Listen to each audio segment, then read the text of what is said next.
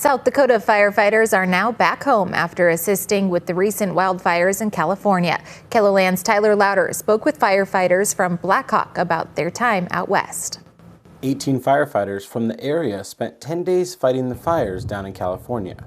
3 of those were from the Blackhawk Fire Department. I was extremely grateful to be able to go down to California to help them, not just to help with the fires, just being seen there by the public gives them a lot of ease, especially with their wins they get every year and how they didn't get any wet season this year. We had a task force leader from North Dakota who was in charge of us, and he helped out a lot and taught us some things. And you know, if there's downtime on the fire, the biggest thing we do is train.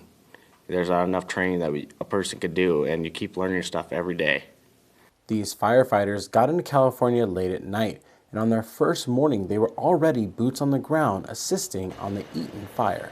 All their hills are exactly like Bear Butte. Super steep, sandy, rocky, hard to climb, hard to access areas. That's why they have so much aircraft.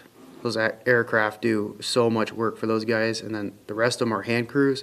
People in different states, they fight fire a different way. It's different from how we do it here, from how they do it in California, from how they do it in Texas. It's all a different way, but they're the same point you want to get to is extinguish the fire and be able to help people and save communities.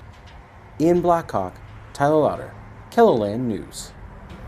Other firefighters who helped in California were from South Dakota Wildland Fire, Argyle, Fairburn, and Whispering Pines Volunteer Fire Department. The Orthopedic Institute has a new main facility in eastern South Dakota, and the location in T is set to welcome patients from 1 week